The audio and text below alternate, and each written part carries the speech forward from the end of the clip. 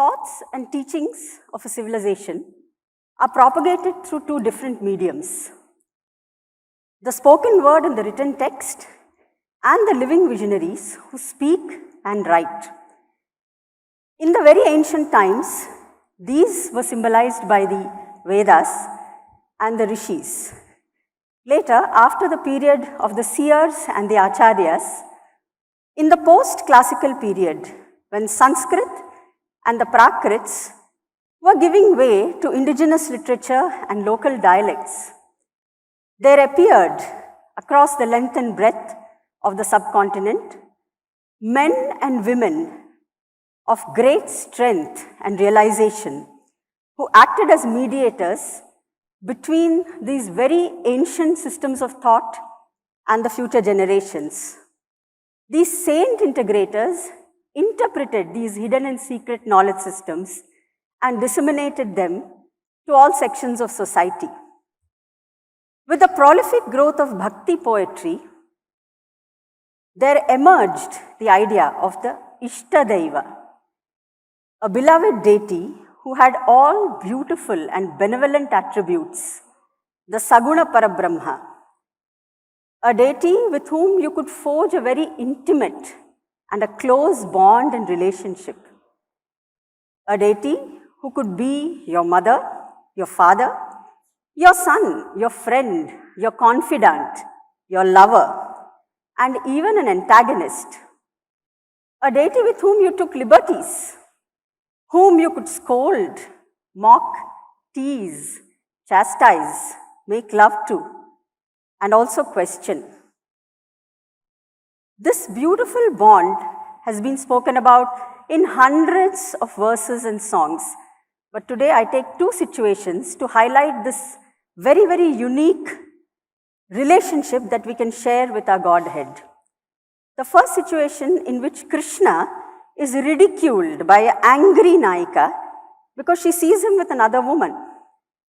And the second situation where Venkateshwara is the lover of the Nayika and he encourages her to forsake all inhibition and come to him. This first piece is a Ninda Stuti. Yes, the word is an oxymoron. But the bond between the deity and the devotee is so intimate that you can criticize him and embed his leelas and his namas within that criticism. The Ninda Stuti was already existent in Sanskrit Alankara as Vyajastuti and has been spoken about much in Kavya, Nataka, Prabandha and Padasahitya. Like Shankara says in his Aparadha Kshamapana Stotram, O Pashupati, you who smear ash, who drinks poison, who barely wears any clothes and is garlanded by snakes, you have received the title of Jagadisha only because you are married to Bhavani. Srinatha, the great Prabandha poet, says, one who has Siri with him, wealth, can marry 16,000 times. But you, who are a mendicant and a wanderer, do you really need two of them? Why don't you forsake Ganga and make do with Parvati? In this particular Nindastuti, Sarangapani makes a very dramatic statement right at the beginning and says, Enta pedavade Venugopaludu. How impoverished is this Venugopala? He goes on to explain further and says, had he not been, would he have grabbed with such relish that fistful of dry oats that Sudama proffered to him? The man doesn't have a bed, okay, but who sleeps on a snake? And then he goes begging for 3 steps of land, and they say he is the rescuer of Bhudevi. He doesn't even have a house. He lives in the middle of the ocean. How does he manage that? How does he commute back and forth? And he goes on in this vein. The Nindastuti surreptitiously hides the Swarupa, the Nama, the Alankara, the Ayudha, the Vahana, the Leela, and the Tattva of the Godhead in its criticism. Nindastuti of Sarangapani.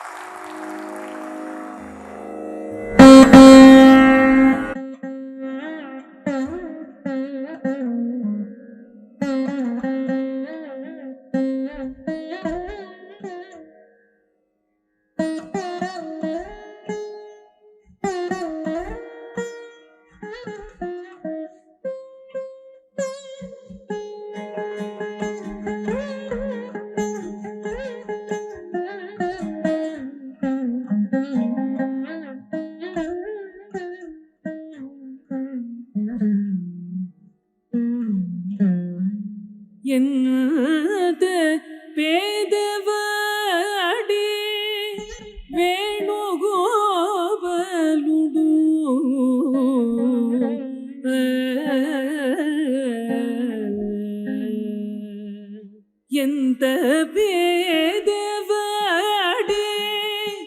గోపాలుడు ఎంత పేదవాడే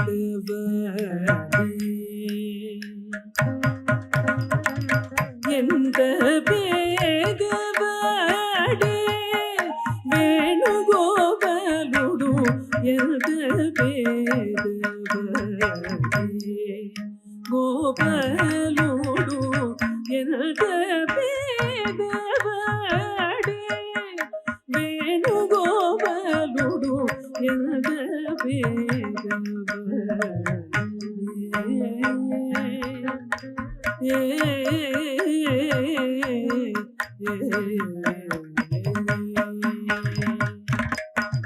అంత పేదగా కుంటే అలనడకు చెలుని అటుకులకు చేజూనా ఓ చెలుల అంత పేదగా కుంటే అలనడకు చెలుని అటుకులకు చేజూనా ఓ చెలుల పేదవాడే వేణుగోపాలుడు ఎంత పేదవాడే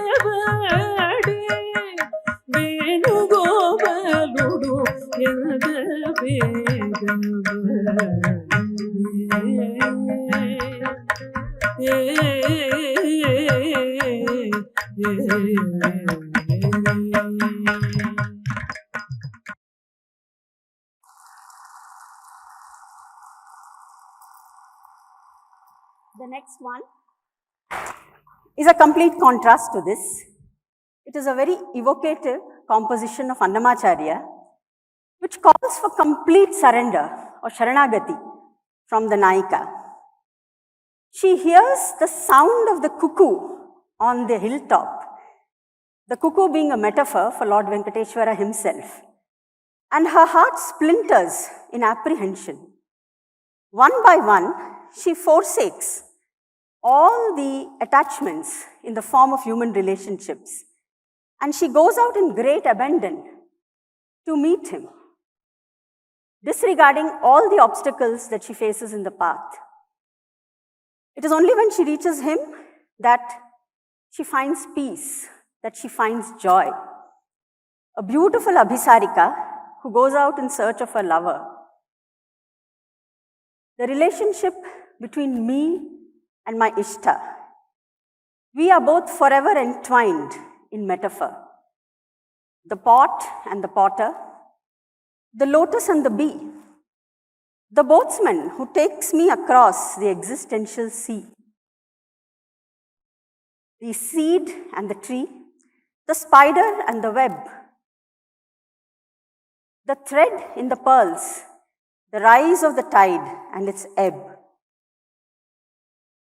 the song and the dance, the leela and the sport, the lion and the goat, the dream and the thought, the charioteer and the chariot, the deha as the cage and the jiva as the parrot, the body of my beloved as the vast, fathomless sky, in complete abandon towards whom this longing bird will fly.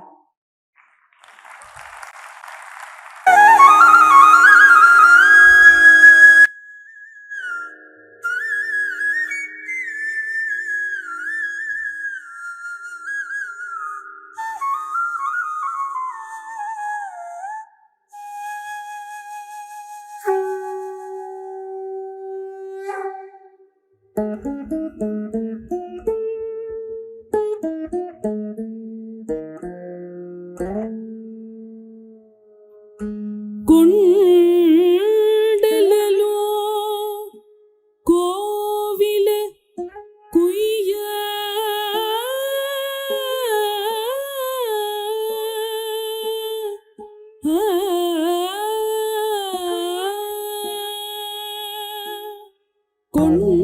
గుండెలలో Koil కుయ్య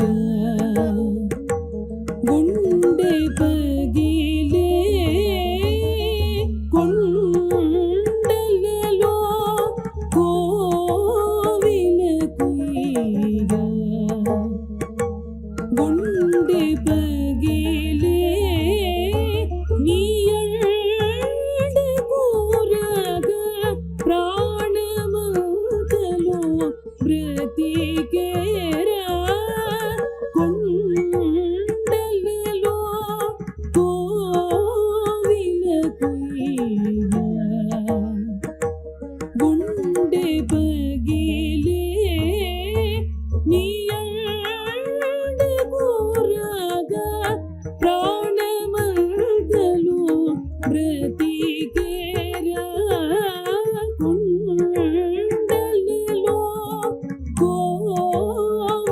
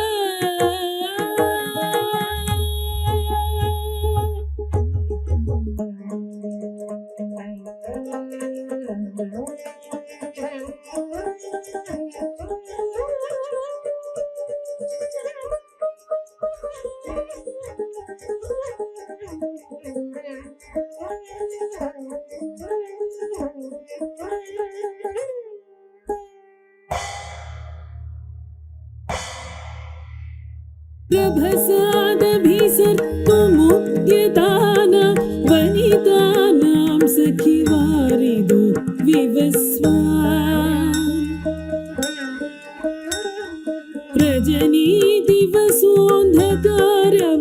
रजनीदिवसोऽन्धकारमर्चिर्विपिनं वेश्म विमार्ग एव मार्गः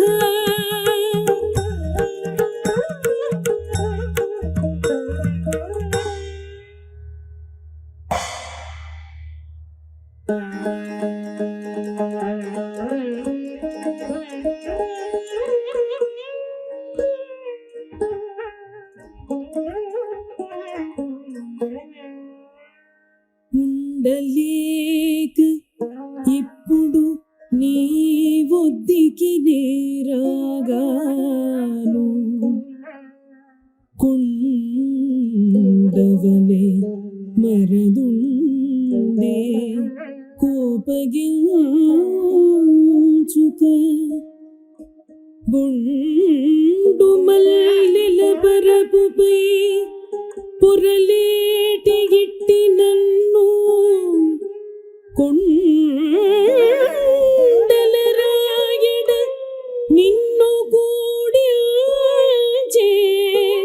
నావలపు కొండల రాయడ నిన్ను కూడించే నా వలపు